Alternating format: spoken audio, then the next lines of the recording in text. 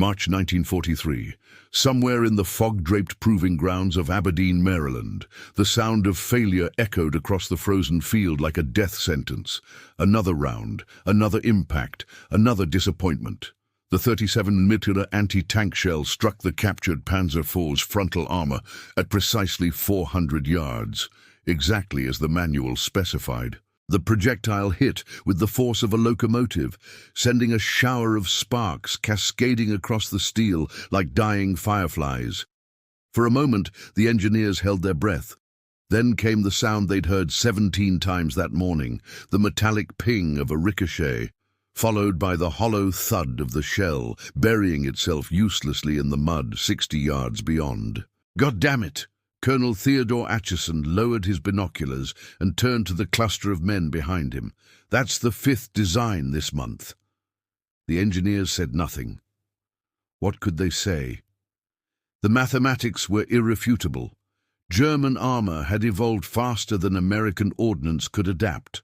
The Panzer IV's frontal glacis plate, sloped at 80 degrees and measuring 80 millimeters at its thickest point, had become effectively immune to standard infantry anti-tank weapons at any range beyond point blank.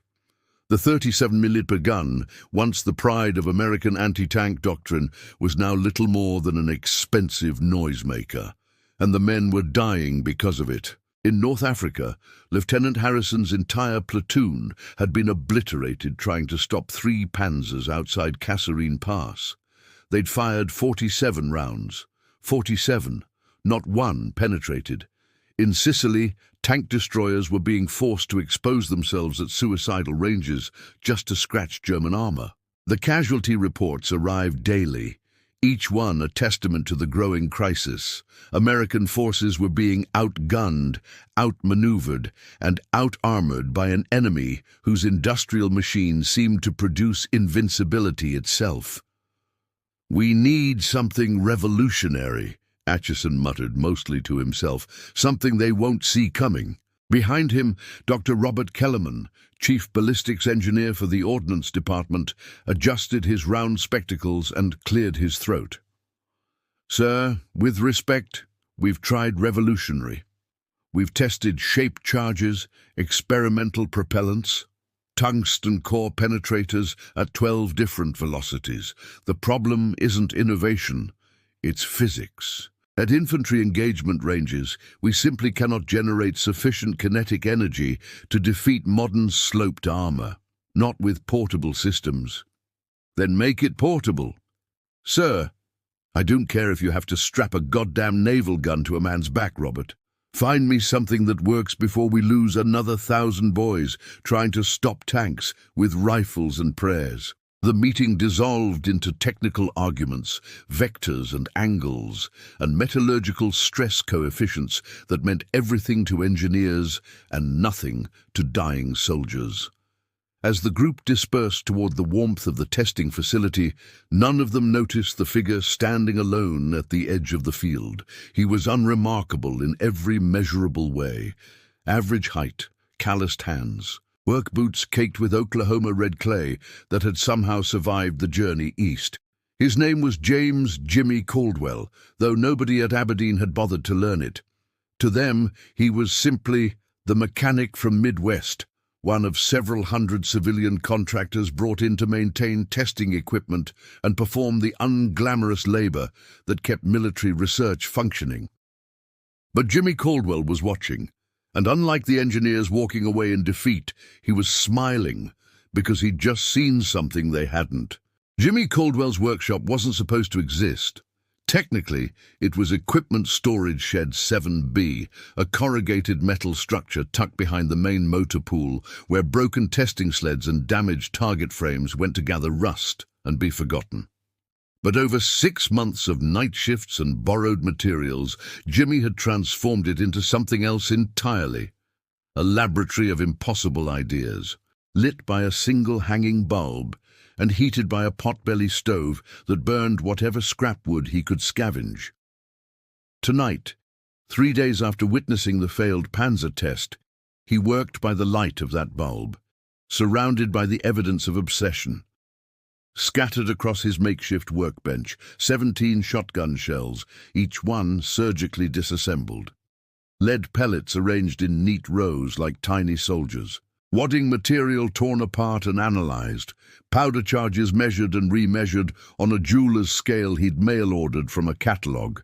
And at the center of it all, the thing that had consumed him since that cold morning in the testing field. A single piece of tungsten carbide, no larger than a marble, gleaming dully in the yellow light. The idea had come to him instantly, watching that 37mm shell ricochet off the Panzer's armor. The engineers were thinking too big, too complicated.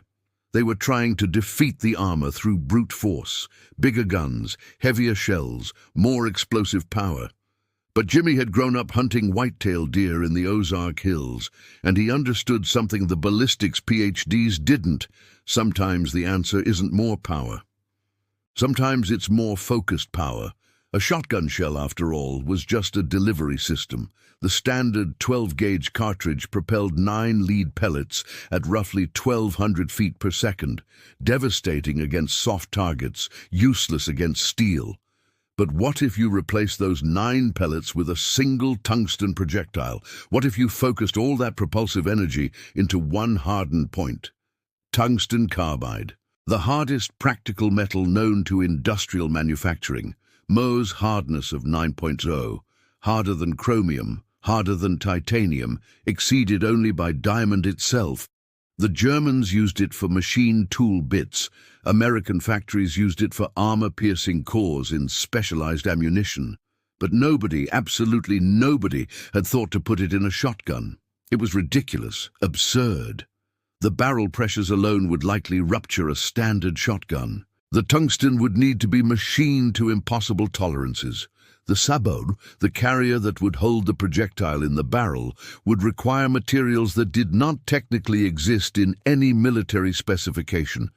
And even if all of that could be solved, there was no guarantee the physics would work. Shotguns weren't precision instruments. They were close-quarters weapons, designed for speed and spread, not armor penetration. But Jimmy had run the numbers 17 different ways, scribbling calculations on every spare surface in the shed. And the numbers whispered something extraordinary. If he could get the tungsten core to 2,400 feet per second, if he could maintain barrel integrity, if he could create a stable sabot that would separate cleanly after leaving the muzzle, then a 12-gauge shotgun might punch through 40 millimeters of hardened steel at 20 yards. Might. The word hung in the air like gun smoke. He picked up the tungsten piece, feeling its weight. This single sample had cost him $18, nearly a week's wages. He'd told the machinist at Tulsa Industrial Supply it was for a personal project, enduring the man's skeptical stare and knowing questions. Now, in the solitude of Shed 7B, he studied it like a jeweler examining a diamond. The lathe in the corner, salvaged from a damaged testing apparatus, hummed to life. Jimmy had spent weeks repairing it, replacing worn bearings and calibrating its ancient mechanisms until it could hold tolerances measured in thousandths of an inch. Tonight, he would need every bit of that precision. The first cut took 40 minutes. The tungsten resisted the carbide bit like it resisted everything, with absolute stubbornness. Sparks cascaded into the darkness. The smell of burning metal filled the shed. When he finally pulled the piece from the lathe, it had been transformed. A perfect cylinder, 0.729 inches in diameter, 1.5 inches long, weighing exactly 1.2 ounces. It would fit inside a 12-gauge hull with less than 0.02 of an inch clearance. The sabot came next. Jimmy had experimented with 6 different materials before settling on phenolic resin, the same composite used in electrical insulators. It was light, heat-resistant, and could be machined to create a 3-petal design that would grip the tungsten during acceleration, then separate cleanly when it left the barrel. He'd carved the mold himself, casting and recasting until the petals fit together like a flower around the deadly metal seed at their center. Assembly required the kind of concentration that made time disappear. Carefully measuring the powder charge, not the standard sporting load, but a custom mixture that increased pressure by exactly 32% without exceeding the theoretical failure point of modern steel barrels. Seating the sabot and tungsten assembly in the hull, crimping the shell with a hand tool he'd modified specifically for this purpose. When he finished, it was 3:47 in the morning. The shed had grown cold enough that his breath formed clouds in the yellow light. On the workbench sat 5 completed shells, each one identical, each one representing hours of calculation and fabrication and desperate hope. 5 chances to prove the impossible. Jimmy picked up the first shell, holding it up to the light. It looked like a normal shotgun cartridge, brass base, red plastic hull, unremarkable in every external way. But inside that innocent exterior lived something that would either revolutionize warfare or explode in his face the moment he pulled the trigger. He thought about Colonel Atchison's words, "Find me something that works." He thought about Lieutenant Harrison's platoon, obliterated at Kasserine Pass. He thought about the expression on Dr. Kellerman's face when the 37mm shell bounced harmlessly off the Panzer's armor. Then Jimmy Caldwell reached for his coat and the Winchester Model 12 shotgun leaning in the corner, and walked out into the freezing Maryland night toward the testing range where, come dawn, he would either validate his ridiculous idea or destroy everything he'd worked for in a single catastrophic failure. The shed door swung closed behind him. In 6 hours, the war would change forever. Dawn came to Aberdeen like a whisper. Grey light bleeding through morning fog, turning the proving grounds into a ghost landscape of half-visible shapes and muted shadows. Jimmy Caldwell stood alone at firing position 7, the Winchester Model 12 cradled in his arms like a question he was about to answer. Behind him, 50 yards across frost-covered grass, sat the same Panzer IV that had defeated every military solution thrown at it. The tank crouched in the mist like a sleeping predator, its 80mm frontal armor scarred with impact marks from dozens of failed tests. Each dent was a tombstone, a monument to American engineering inadequacy. Today, a mechanic from Oklahoma planned to succeed where an entire department of weapons specialists had failed. The 5 shells sat in a canvas bag at his feet. He'd loaded the first one into the chamber at 5:47 a.m., watching his hands shake with a mixture of adrenaline and hypothermia. The metal felt colder than it should have been. Everything felt colder. 20 yards. That was the distance he'd calculated. Any farther and the tungsten projectile would lose too much velocity. Any closer and he risked catastrophic barrel failure from the explosive force. 20 yards was the mathematical sweet spot, the precise distance where physics, metallurgy, and desperate innovation intersected. He advanced slowly, counting steps in his head. The fog swallowed him, then released him. 15 yards. 10. The Panzer's frontal glacis plate materialized from the grey, a massive expanse of sloped steel that had shrugged off artillery shells like raindrops. 20 yards exactly. Jimmy raised the Winchester to his shoulder. Through the simple bead sight, he could see the weld line, where 2 armor plates joined, a structural weak point, though only theoretically. Dr. Kellerman's report said even the weld points on German armor were hardened to 240 Brunel hardness, impenetrable to anything smaller than a 75mm gun. His finger found the trigger. For a moment, Jimmy thought about everything that could go wrong. The barrel could rupture, sending shrapnel through his face. The shell could detonate in the chamber. The tungsten could shatter on impact, accomplishing nothing except making him look like a fool. He thought about the engineers who would arrive in 2 hours to resume their tests with exotic new munitions and million-dollar prototypes. He thought about what they'd say when they found out some mechanic had been playing with modified shotgun shells. Then he thought about Lieutenant Harrison's platoon. 47 rounds fired, 47 failures, 47 dead men. Jimmy Caldwell pulled the trigger. The sound was wrong from the first microsecond. A standard shotgun blast is a broad, diffuse roar, the acoustic signature of 9 pellets dispersing through air. This was something else entirely. A focused crack that shattered the morning silence like breaking glass. The recoil hit his shoulder with enough force to stagger him backward 2 steps, harder than any hunting load he'd ever fired.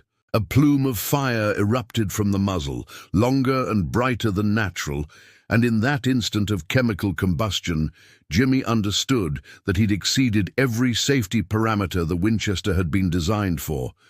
The barrel should have ruptured. By every engineering standard, it should have split like a banana peel. It held, and 50 feet away, something impossible happened. The tungsten projectile struck the Panzer's frontal armor at approximately 2,350 feet per second, nearly twice the velocity of a standard rifle round. For 1/10,000th of a second, 1.2 ounces of the hardest practical metal known to industry met 80 millimeters of German steel, and the fundamental laws of kinetic energy transfer took over with absolute mathematical precision. The tungsten didn't bounce. It didn't ricochet. It didn't flatten or fragment. It punched through the armor like a nail through cardboard. The entry hole was perfect, a clean circle exactly 0.73 inches in diameter, surrounded by a halo of heat-deformed metal that glowed cherry red in the grey dawn. Jimmy could see daylight through it. Through 80 millimeters of hardened steel, he could see the opposite side of the tank's interior. For 5 full seconds, he couldn't move, couldn't breathe, couldn't process what his eyes were showing him. Then he was running. 20 yards disappeared in heartbeats. He pressed his face against the cold armor, looking through the hole like a child peering through a keyhole. The tungsten had continued through the tank's interior, punching through the rear armor plate and exiting at a slight downward angle. Both penetrations were clean, no fragmentation, no deflection. The projectile had passed through the Panzer like it wasn't even there. "Oh my God," Jimmy whispered. "Oh my God." His hands were shaking so violently he could barely extract the second shell from the bag. Same procedure, same distance. This time he aimed higher, targeting the turret ring, a notoriously difficult shot with conventional weapons. The Winchester roared again, and again the tungsten answered by treating German armor like paper. The third shot targeted the lower glacis plate at a sharper angle. Penetration. The fourth aimed for the side armor at maximum range, 30 yards instead of 20. Still penetration, though the exit hole suggested the tungsten had begun to tumble. When he fired the 5th and final shell, Jimmy Caldwell was crying.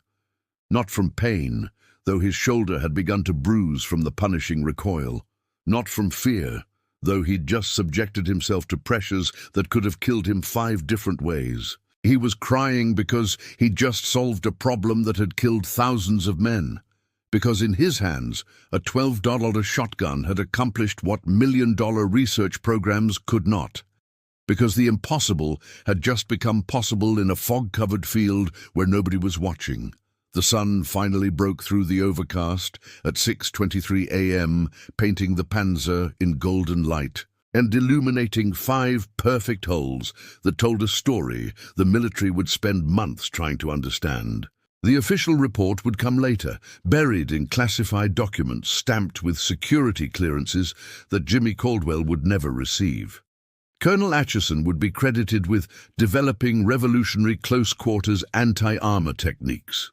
Dr. Kellerman's name would appear on patents for tungsten-core sub-caliber projectiles. The Winchester Model 12, modified with reinforced chambers and specialized ammunition, would become standard issue for specialized infantry units engaged in urban warfare, saving an estimated 847 lives in the brutal house-to-house fighting across France and Germany.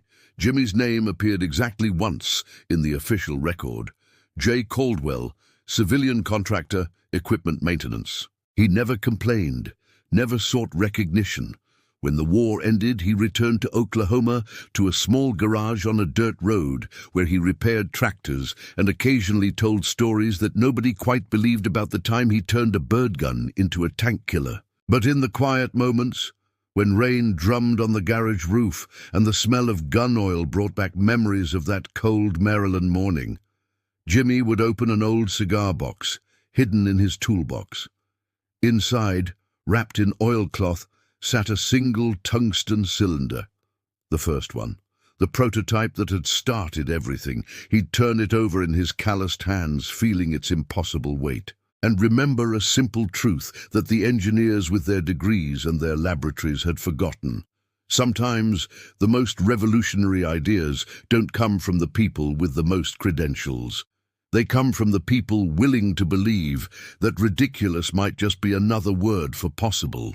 The tungsten catches the light like a falling star, and for a moment the mechanic from Oklahoma smiles, knowing that somewhere in the world right now a soldier is alive, because someone dared to ask a stupid question and then spent 6 months in a freezing shed, proving that stupid questions sometimes have brilliant answers. The war ended 80 years ago.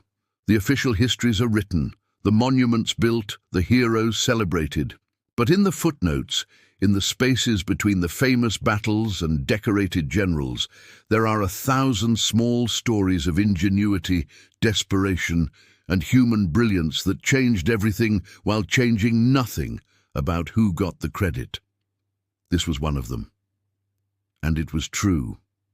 Today, the principle Jimmy Caldwell discovered in Equipment Storage Shed 7B forms the basis of every modern anti-armor round used by military forces worldwide. Sabot discarding projectiles, tungsten or depleted uranium cores wrapped in breakaway carriers, are standard ammunition for tanks, anti-aircraft systems, and specialized rifles. The physics he intuited with hunting experience and high school mathematics now requires entire engineering teams to optimize.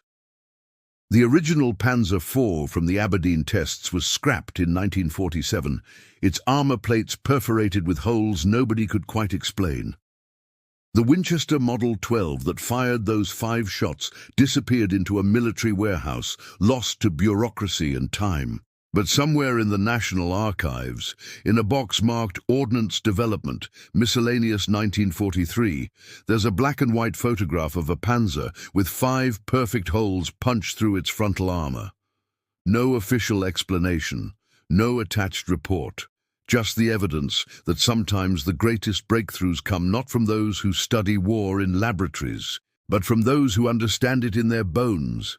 The mechanics and farmers and hunters who see problems not as theoretical exercises, but as urgent questions demanding immediate answers. James Jimmy Caldwell died in 1987, age 73, in the same Oklahoma town where he was born. His obituary mentioned his service as a civilian contractor during the war. It did not mention that he revolutionized armored warfare with 5 shotgun shells, and an idea everyone called ridiculous. His grandson still has the tungsten cylinder.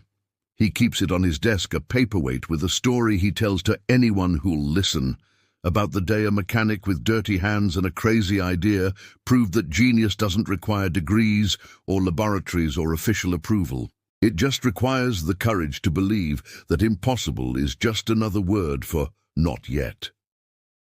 The cylinder catches the afternoon light, and for a moment you can almost hear the echo of that first shot, the crack that changed history without changing whose name appeared in the history books. Some stories are famous, some stories are forgotten,